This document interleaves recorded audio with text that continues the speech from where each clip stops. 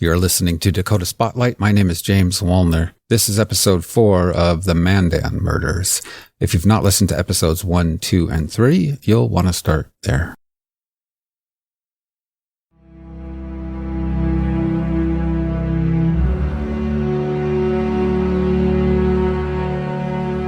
A mass murderer remains on the run tonight after 4 people were found dead inside a property management company. But police say they don't think the public is in danger.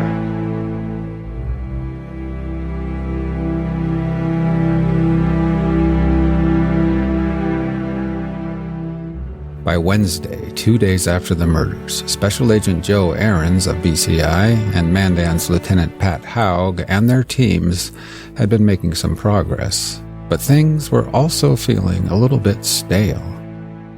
Here is Special Agent Joe Ahrens again. We go a couple more days where we don't have a suspect at all.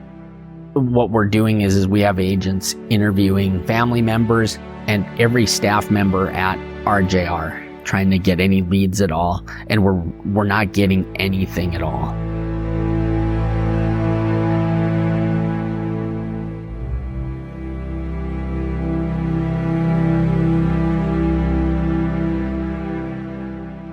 In a way, they knew so much and at the same time so very, very little. They had absolutely no idea who this masked suspect was, and yet knew exactly where he went. That is, until the trail ended 50 miles northwest of Mandan in Center, North Dakota, where they got a good look at the vehicle on a security camera. It was a white Ford F-150 pickup and believed to be a 2004 to 2008 model, a 2-door extended cab. It had rust markings near the rear wheel on the driver's side.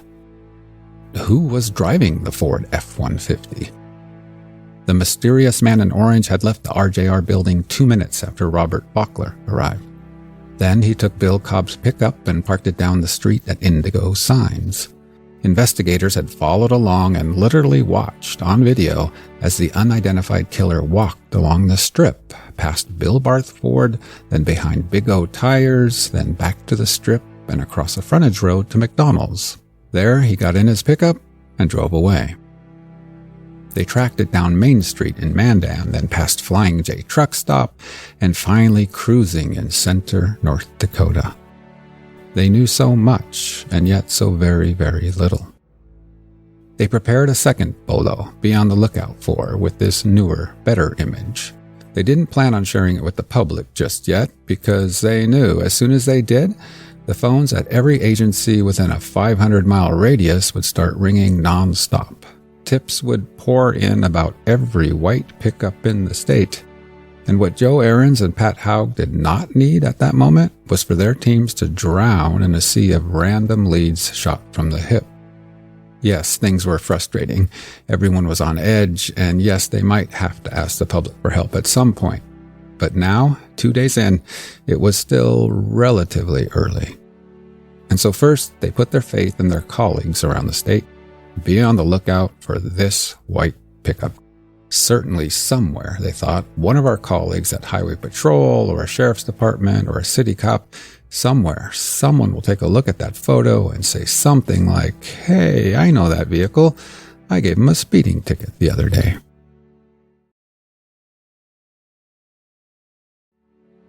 Meanwhile, while waiting for someone to hopefully find that pickup, Ahrens and Haug and others did have some other things to look into.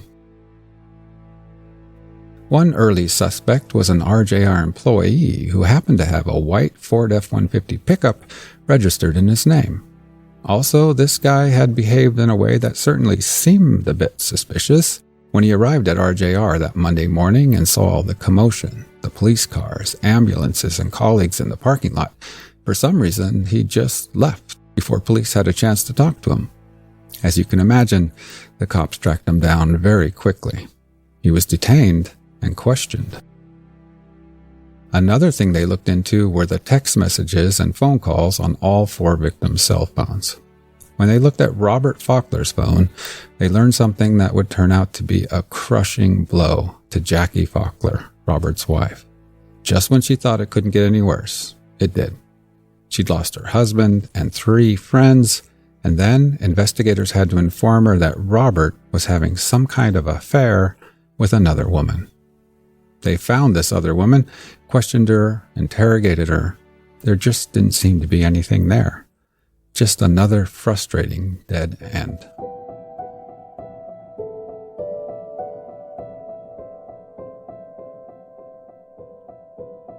About 23 miles northeast of Center, North Dakota, nestled up against the Missouri River, is a small town named Washburn in McLean County. With its 1,300 residents, Washburn is the county seat, with a courthouse, sheriff's department, and other county government offices. In Washburn, you've got your schools and park and baseball diamond. You've got your fairly typical downtown Main Street with a few businesses. Cafe, museum, a bar or two, public library, a pharmacy. Also on Main Street was a chiropractic office, Isaac Chiropractic, where Dr. Chad Isaac treated his patients. In 2019, 3 of those patients were Justin Krohmer and his parents, Wade and Susan Krohmer. Justin Krohmer was a 36-year-old detective at the sheriff's department.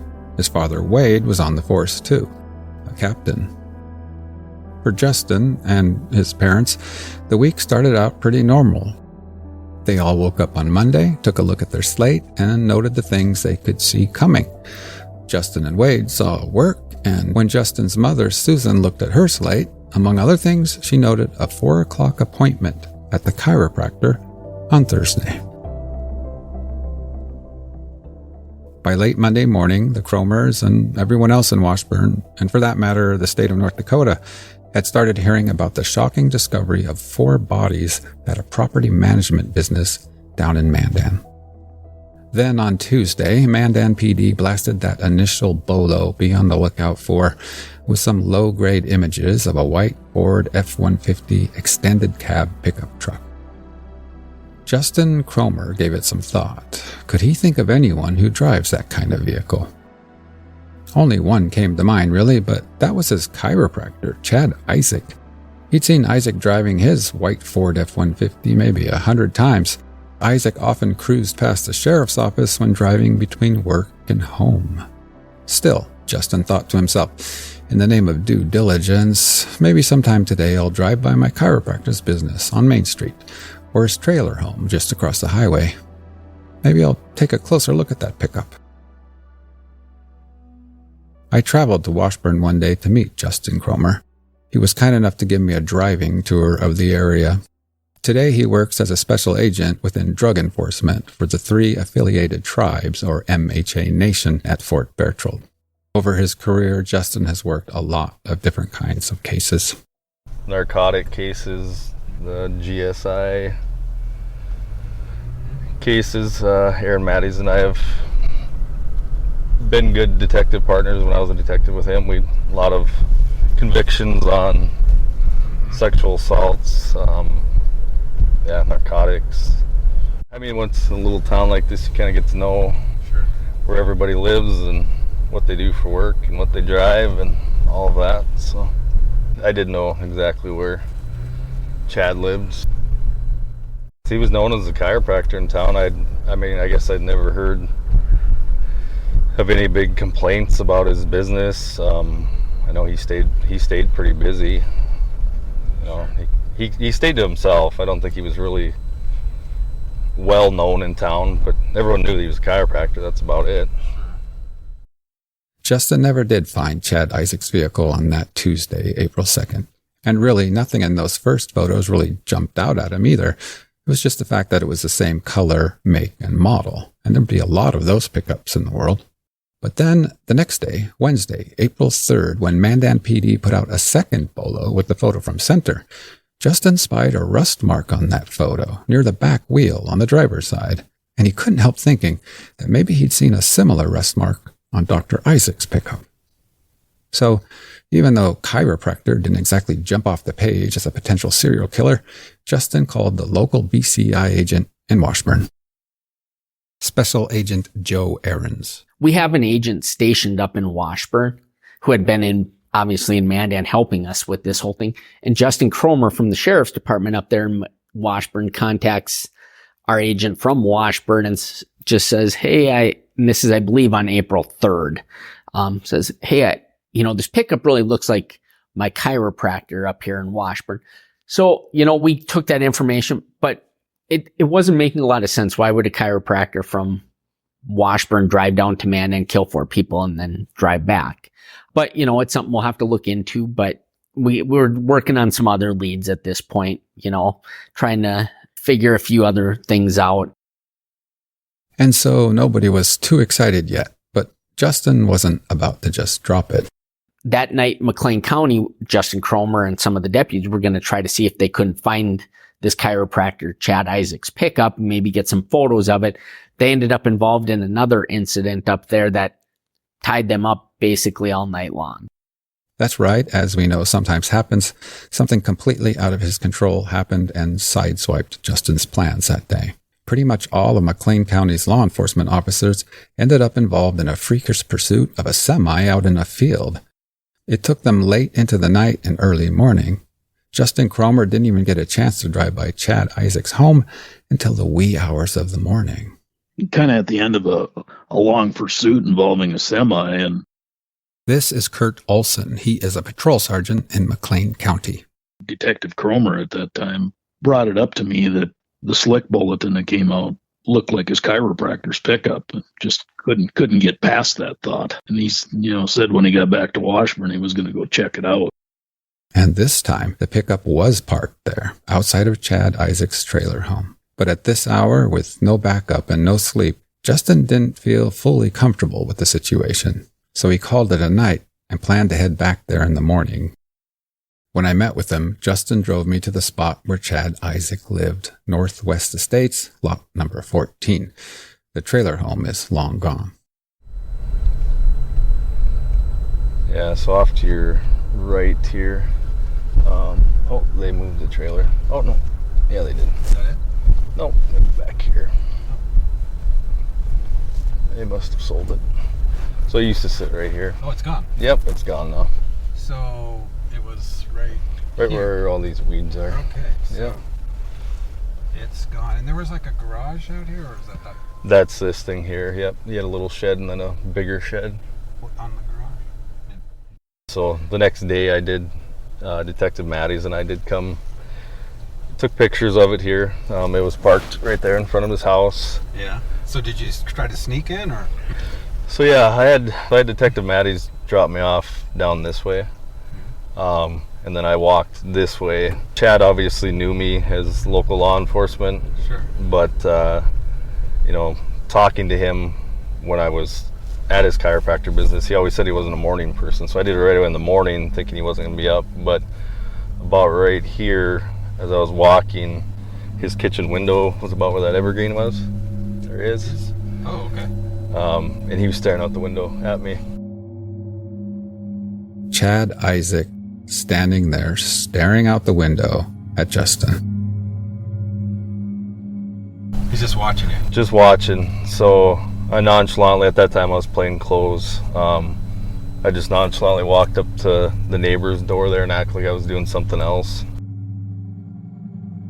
Then walked back to Detective Matties, and I'd snapped a couple pictures as I was walking away, and then we got out of here.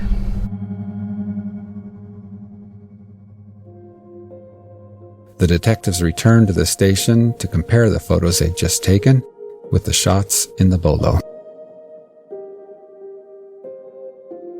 I called in a couple coworkers to include my dad.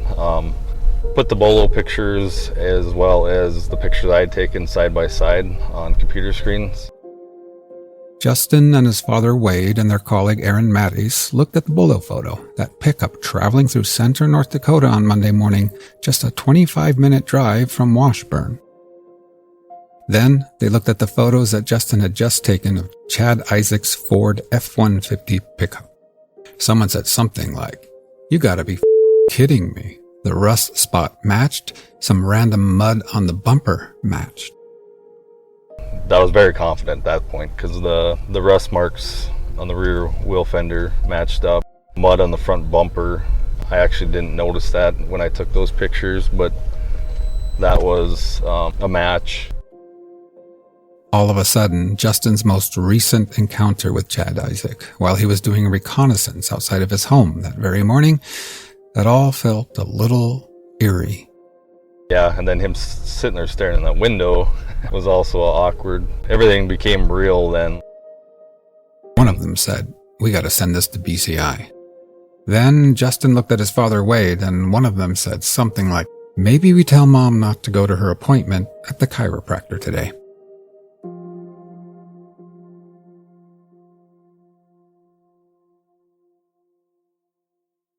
Joe Aarons again. And he sends me the photos, and I looked at it, and I was comparing them to the photos that we had. I was in shock. I was sure that was that pickup.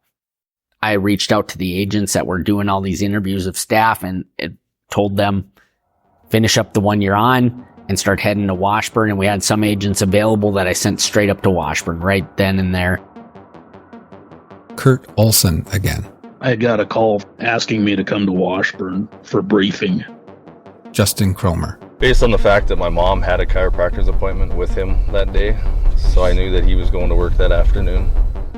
The sheriff briefed us, and we'd put in an all-call and kind of made a plan of how we were going to do this. We eventually all end up in Washburn, basically conducting surveillance on Chad Isaak's house. There's a lot of strategy that went into who was going to be where, and if we should make the detainment at his house or a traffic stop. Who was going to participate in the traffic stop. We also have a helicopter up at this point watching his house. He's coming out of his house periodically. Decided that if he should try to flee, that we'd use our MRAP and another vehicle to stop him from fleeing the Steve. About 4 o'clock, he's observed getting into his pickup, drives away from the residence. I was kind of across the road, across Highway 83, just sitting in a parking lot waiting. Or McLean County pulls him over. Deputy Nielsen, Sheriff Kurzman, Detective Krohmer. Chad's taken into custody. And I took him directly over to my patrol vehicle. He's put in this squad car. I get there. I speak with him for a minute.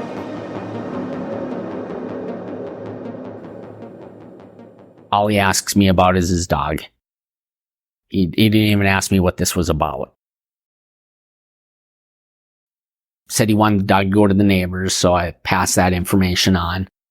We tow his pickup to McLean County. We take Chad to the Sheriff's Department in McLean County. I'm going to try to interview him at that point. Kurt Olson again. The transport to the office. It was just totally a dead silence on that ride. Nobody said anything.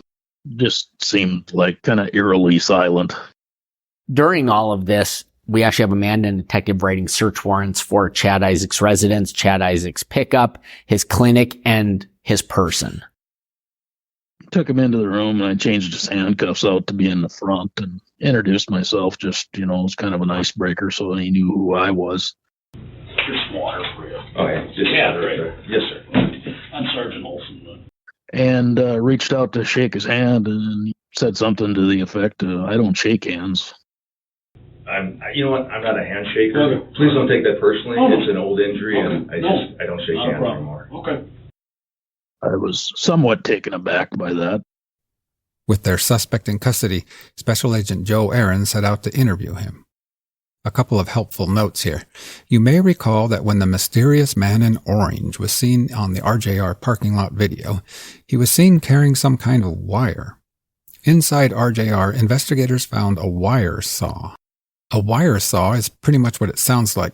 It's a sharp wire attached to 2 handles, and it's used for sawing through tree branches or places that are hard to get to with a regular saw. You basically drape the wire around whatever it is you want to cut, hold each handle with your hands, and then sort of seesaw back and forth to force the wire through the branch, or whatever it is you're attempting to cut. Also to note here, investigators also found a shoe impression at RJR, a shoe impression in blood, and it had an unusual tread pattern. Get in the room with Chad, and one of the things I notice is he's wearing a dark maroon sweatshirt, or just a sweatshirt and dark jeans, and he has paint on him. He's got dried paint on his hands. He's got dried paint on his pants. which I found odd for if you're going to work as a chiropractor, that you're going and you have paint all over dried paint all over your hands and dried paint all over your clothes. How's it going besides this, obviously, but I'm guessing you guys are going to tell me why I'm here. sure are. Well, like I said, my name is Joe Ahrens. I'm a special agent with the North Dakota Bureau of Criminal Investigation, and this is Dan Heidbreder, also a special agent I with think I've heard that name before somewhere. Really? Maybe? Sounds like a politician's name. But one of the things I noticed right away when I got into the room with Chad, he had orange fibers, like fuzz, on his sweatshirt.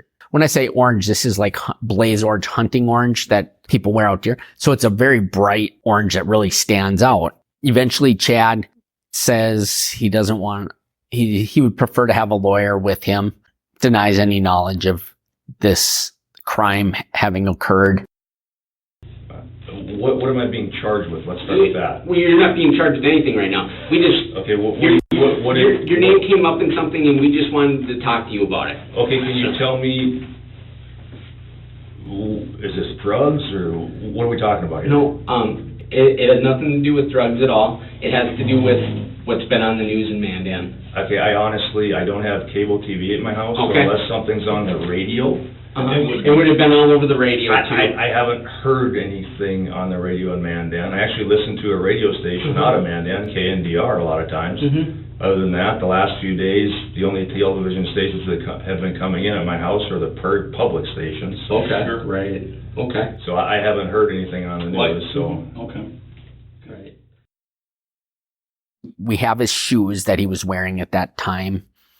And I notice on his shoes, there's also orange fibers on his shoes. So I collect those orange fibers and we also collect the shoes, which later on we find to be a match to that unusual shoe impression in RJR. While that's going on, we have agents that are processing Chad's pickup through a search warrant we had gotten, and they find some orange fibers in there also. One of the other things that they find is blood on different parts of the vehicle, door latches and seat belts, if I remember right. They collect those. They do some testing just to make sure it's blood, and it's testing positive for blood. We can't test at the scene for DNA or anything like that, but we can at least say that this reddish substance is blood and not something else. So we collect all of that. At that point, with what we've seen so far, Chad's placed under arrest for the 4 homicides that occurred at RJR. For a lot of people who were living it and kind of had the fear of what was happening in Mandan, and maybe it wasn't quick. This is Gabrielle Goder. In 2019, she was Assistant State's Attorney in Morton County and prosecuted the case. But from my experience and from law enforcement's experience of starting with no idea who did this, right, to being able to have somebody arrested and charged and being confident in those charges within like a matter of 3 days, that was huge. And it happened not by fluke, but, you know, because people in the community were paying attention, because we had those videos, then kind of tracking back to finding him at basically almost being able to follow him to his house. You know, how often does that happen? After Chad had been arrested and we ended up getting done with the search of the vehicle, we proceeded over to his house, which was just down the road a little ways in Washburn, and we executed the search warrant on his house. Went through the house. One of the things I noticed right away when we stepped foot in this house was a strong odor of bleach in the house. And we noticed some empty bleach bottles laying on the floor in a garbage bag next to the door.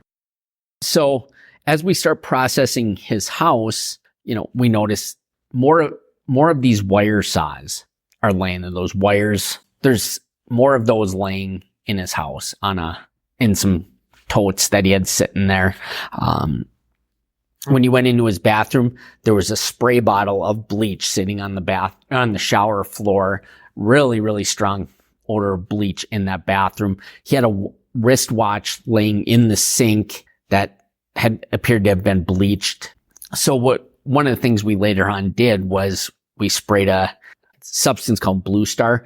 It helps. What it does is if blood that isn't visible to the naked eye, you can spray it and have the lights out and that blood will glow blue color. The other thing that'll glow even a brighter blue and it flickers is bleach. Well, we sprayed the shower area with this Blue Star to see if any blood, and the whole bathroom glowed a blue color. So you could tell that bleach had been sprayed around that bathroom. In Chad's bedroom, in one of the dresser drawers, was an empty box for .357 revolver. Again, we were looking for essentially a .38 or a .357 revolver because that's what we believed had been used. One of the odd things was that inside that empty box was a Walmart receipt from the day before we were there. So April 3rd of For 20. the gun itself? No, for charcoal and lighter fluid. So along the line somewhere, that gun had been taken out of the box, but then a receipt for things not related to the gun were put in the box the day before. So quite odd. He has an extra bedroom that's used as an office. Inside that extra bedroom, in the closet, there was a sock draped over like the clothes rod. And inside that sock were 9 empty shell casings. Again, we had 9 rounds that had been fired in there.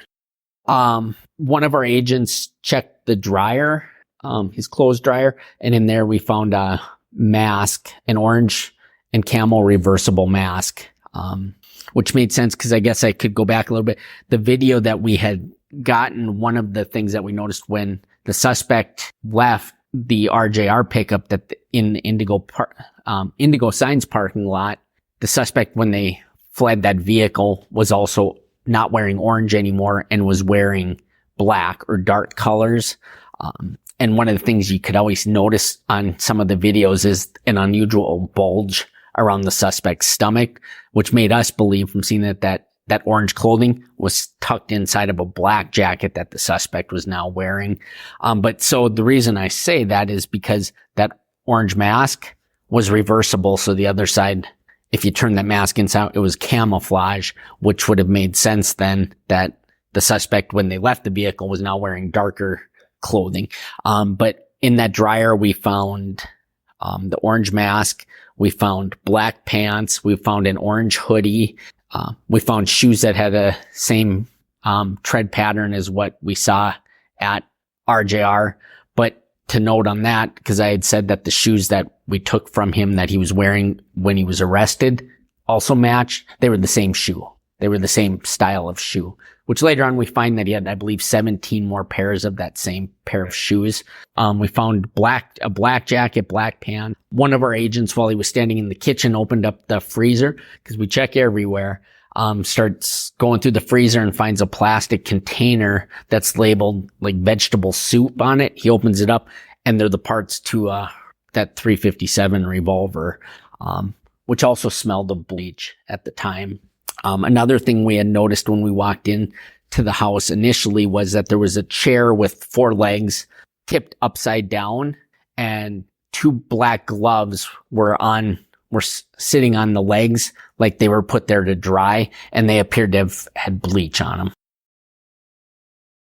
Yeah. And the things that we saw in the video were that the suspect was wearing gloves. Suspect was wearing dark pants, orange hoodie, orange mask. Later on, one of our agents is able to do some video enhancement and enhance some of those images and get better looks at the shoes, which appear to now match what we have Chad Isaac's. The mask, when he enhances it, you're able to see that it was a reversible mask. When we processed William Cobb's pickup, going back on that, there was a lot of orange fibers on the center. He had a leather center console that was like a compartment that you'd open up the top and you put things in. Well, on top of that leather was a lot of orange fibers that we collected. So it appeared that at some point, some of this orange clothing had been set on top of that center console area at some point and left a lot of fibers there. Investigators also searched Chad Isaac's chiropractic clinic. There they found his calendar on his desk and found some notations referencing RJR. Yeah, he had a note on a calendar that said I believe it was for March 30th, something about stay RJR stay is I think what it said. Me. Yeah. Something like that. I don't remember the exact wording. Chad in his house had a lot of sticky notes with like just little sayings on them. One was something about, and I don't remember the exact wording, but this is the time of year where you do stupid things. Might not have meant anything by it. We don't know. That blood that was found in Chad Isaac's pickup when they did that search was sent to the state lab along with the DNA of all 4 of our victims. And they were able to match the DNA of Robert and Lois Cobb. I believe, it was Robert and Lois. So Robert Faulkner and Lois Cobb's DNA was found to essentially be in Chad Isaac's pickup. They also looked into the blood smear found on Bill Cobb's pickup, found over at Indigo Signs. They got a DNA profile to see whose blood it was. That was the victim, one of the victim's bloods. I believe it was Robert and Lois's blood is what ended up being found in the vehicles. So where the one of most interest was in Chad Isaac's pickup, because Robert and Lois and William all used that pickup that William was driving. So there would always be some sort of maybe explanation as to why their blood would have been in that vehicle, but there's absolutely no explanation that anyone could ever explain as to why Robert or Lois's blood would be in Chad Isaac's pickup. These orange fibers that we located in William's pickup and on Chad Isaac, and we ended up sending the victim's clothing in also to the ATF lab. They did analysis on the fibers, and they found that there were orange fibers on the victim's clothing also, and those fibers essentially matched the fibers from the orange clothing that Chad Isaac had in his dryer. Again, they couldn't say 100% because these are mass-produced items, but they could say that essentially they had all the same chemical and physical characteristics. The shoe impression that was left was also analyzed by the ATF lab, and they again were able to not exclude Chad Isaac's shoe as being the contributor, which essentially it was the same pattern, same size, and they couldn't say that his shoe didn't, but again, the shoes are mass produced, so it'd be hard to say absolutely this shoe is the only one that could have, but they could say that this type of shoe in this size. So again, any one piece of that evidence would not have probably been enough, but when you start taking it all, one of the unusual things was that with that revolver that was located, the barrel and cylinder were missing, and we never did recover them. Those are the 2 pieces that you would need to do ballistic testing on that gun. Everything else was kept, but that barrel and that cylinder were missing. They could say that these bullets could have been fired from Chad Isaac's gun, assuming it was all intact, but they couldn't say for certain that it was.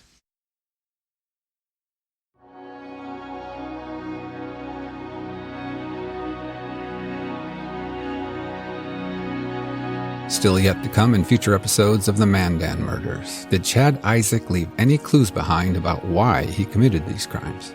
And who were Bill and Lois Cobb? Who was Robert Faulkner? And who was Adam Fuhrer? We'll meet friends, family, and loved ones of all 4 of them. I really appreciate you listening to Dakota Spotlight. Thank you so much for being here, and I will see you next time. So he called me and said, "Where are you?" And I was in a car on Main, and I said, "I'm at Grandma's house." He's like, "Okay, well, I'm on my way to go make sure you're at Grandma's house."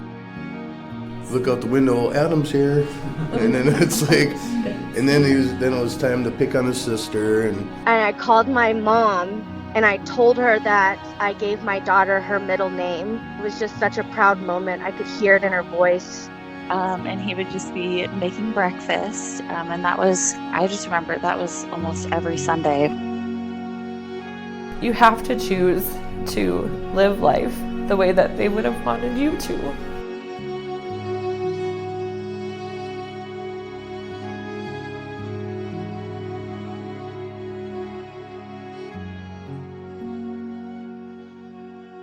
Dakota Spotlight is a production of Forum Communications. To see photographs, documents, video, and more about this season, head over to inforum.com/Mandan Murders. And don't miss the awesome Dakota Spotlight Facebook group. To join, go to facebook.com/groups/Dakota Spotlight. Once again, thank you so much for listening to Dakota Spotlight. I'll see you next time.